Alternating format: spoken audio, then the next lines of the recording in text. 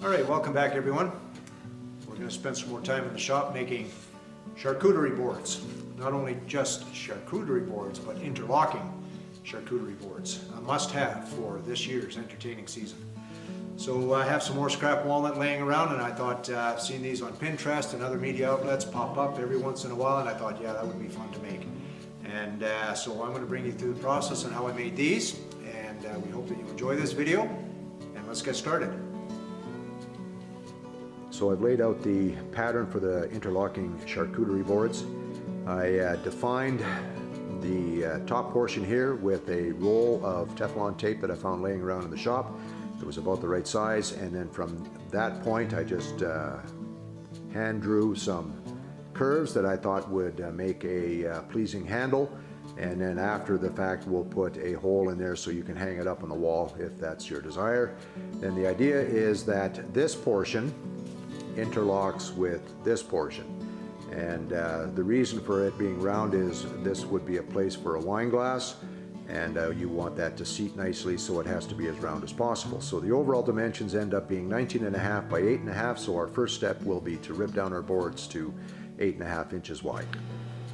Alright, well I've got two walnut boards here that are 9.5 inches wide, plus or minus, and about 54 inches long. So that should be enough to get the 4 charcuterie boards out of. It's got an interesting enough pattern. I'll have to cut around some of the wane and defects in the wood, but I think we can make this work.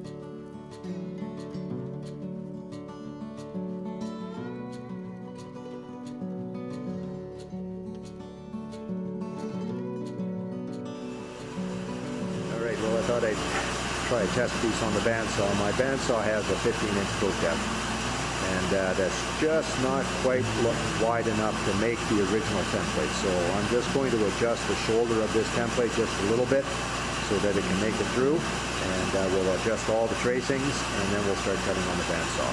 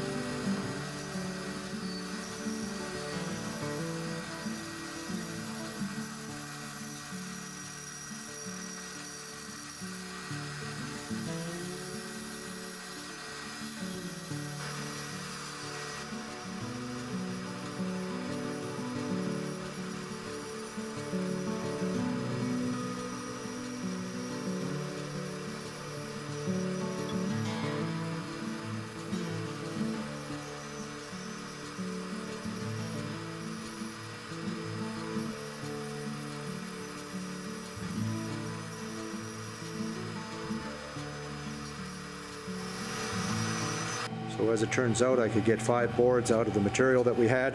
Here's my test piece for determining whether it would go through the bandsaw. So the next step is we're going to bring it to the spindle sander and start sanding the profiles.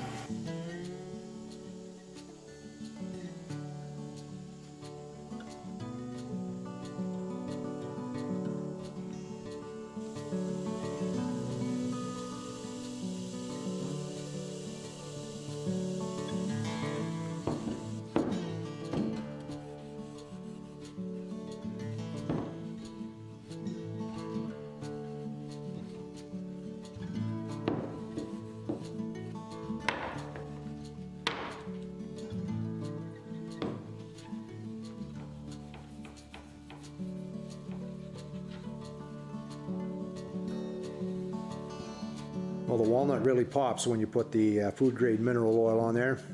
Looks really nice. We'll let this dry and then we'll put another coat on, and then it'll be ready for snacks and goodies and entertaining friends. All right, well, the charcuterie boards are done, and I guess they have a dual purpose. You could always use them as a college fraternity frosh paddle. And here's the trivia question for today. Thank you, sir. May I have another? If you can tell me what movie that's from and which actor was being paddled, put it in the comments below. But hey, we're glad that you could join us today. We hope that you enjoyed this video, and if you did, we would love it if you would subscribe, like, and share, and join us again for another video coming soon. Thanks for watching.